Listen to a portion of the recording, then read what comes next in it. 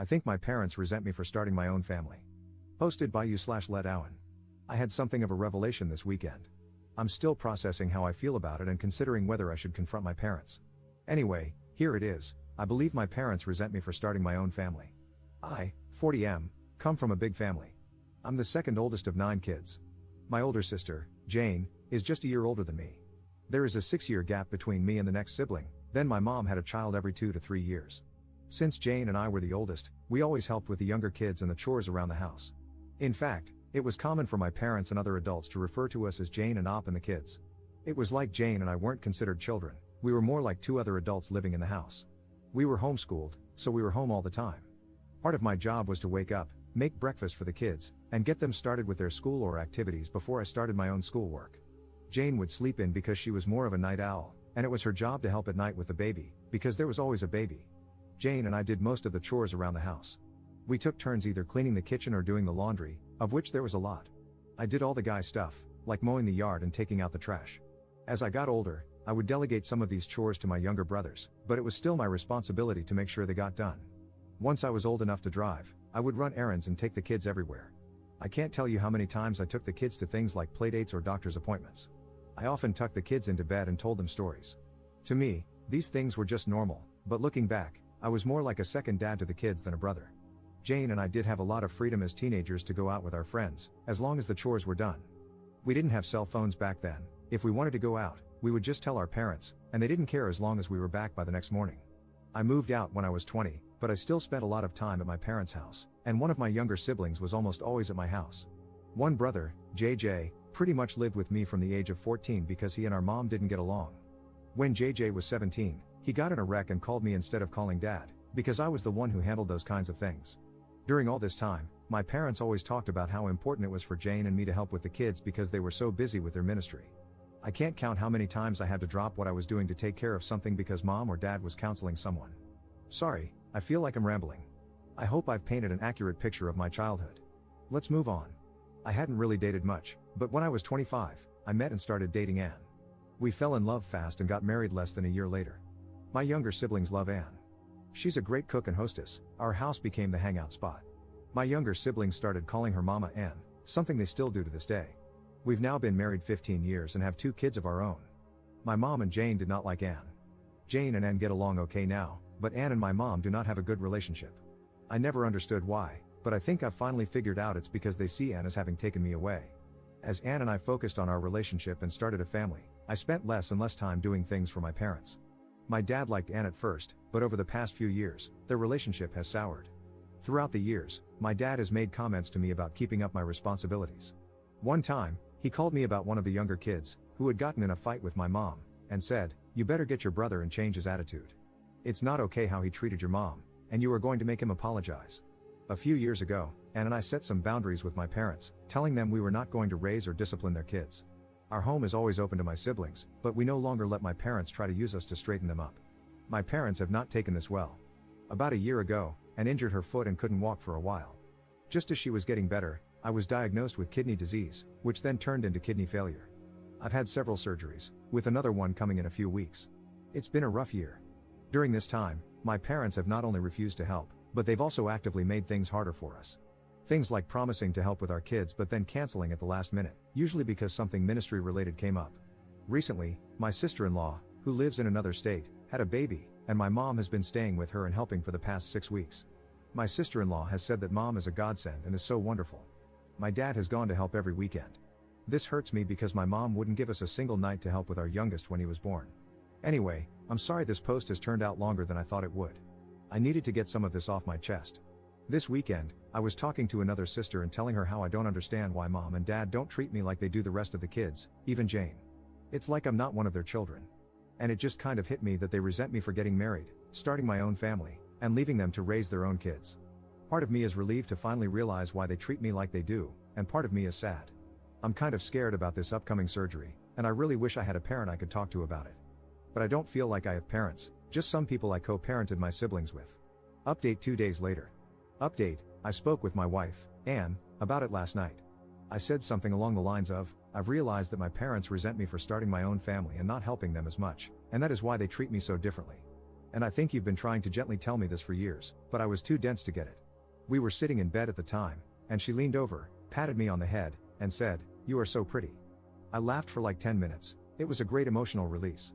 A lot of you said she sounds wonderful, and she really is. I just can't express how much I love her. About Jane, my older sister. Jane did get married and start a family about 2 years after I did. Jane and I had a falling out and didn't speak for several years, but we're okay now, just not very close. Our falling out was more about religion than anything. She is very religious, like my parents, while I am not. I am religious, and we attend church, but it's not our whole life like it is for my parents and Jane. Younger siblings, the youngest is 22, so they are all adults now. The second youngest passed away several years ago, so there are 8 of us now. I am very close with all my younger siblings. They still come to hang out at my house all the time, and they are all great aunts and uncles to my kids. All of them, including Jane, are upset with how my parents treated me this past year. Help with my kids. While I am disappointed in my parents for not helping, I do not need their help. Anne and I have close friends, plus we both have siblings who help. Anne's parents live far away, but they help when they can. We really are okay and feel very blessed and loved with all the help we have received. Therapy, part of my kidney treatment plan, includes access to a therapist, and I love her. She has been great in helping me learn to live with an illness. I'm not sure if she is the right person to speak with about my parents, but I will ask her and see if she can refer someone if not. I will wait until after my surgery to bring this up, as I need to just focus on that right now. Setting boundaries. When I say my parents won't help, it's not that they say they won't help, it's that they offer to help and then either bail at the last minute or change the plan so much that it causes Anne and me a lot of stress. A few months ago, Anne was sick, and my mother offered to pick our kids up from school. It's a long story, but she kept changing things and making it very complicated. My youngest ended up being left alone for a little while, and he got scared. After that, I had a harsh talk with my parents and told them how disappointed I was in them and how I needed to focus on my health, but they were making things worse.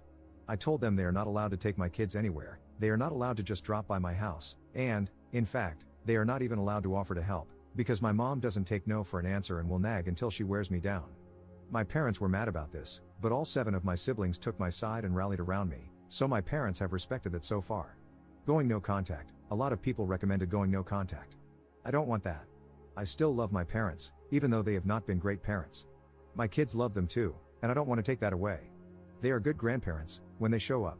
I don't think my parents are awful people. I think they had this vision of having a big family and a big ministry, and they just didn't realize the responsibilities they put on Jane and me. I have spoken to them in the past and expressed how it was messed up that they put so much on us as kids, and they have apologized. Putting my parents on blast at their church. Several people recommended going to their church and telling people how they have treated me. You don't understand this church. They would praise my parents for putting God and the ministry above everything else. These super religious people are crazy. I guess that's it for now. My surgery is in less than 2 weeks, so I'm going to focus on that. I'm going to put this thing with my parents on the back burner and later decide what, if anything, I'm going to do.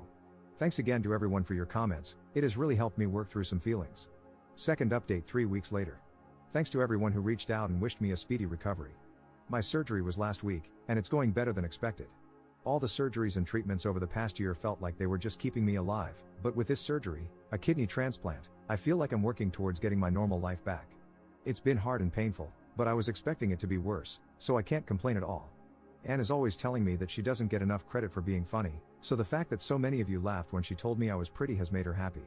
She said, "I like these Reddit people."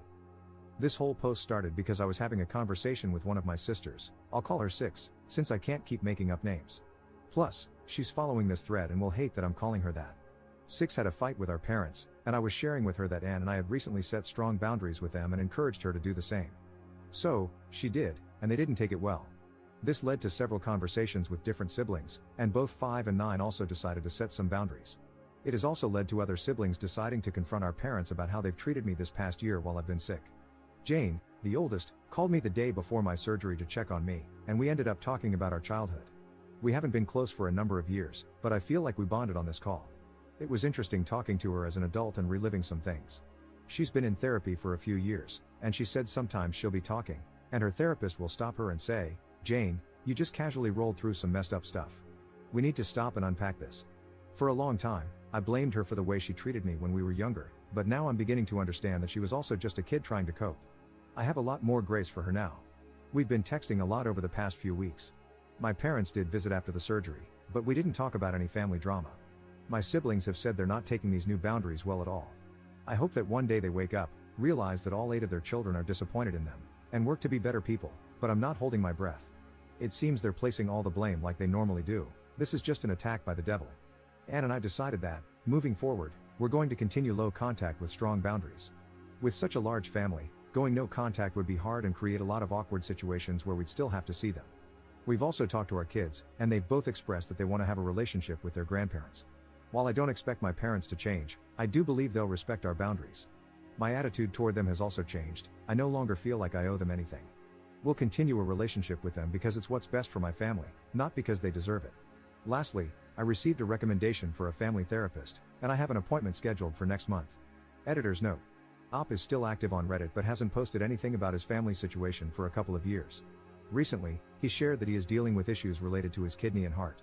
We can only hope for the best for him.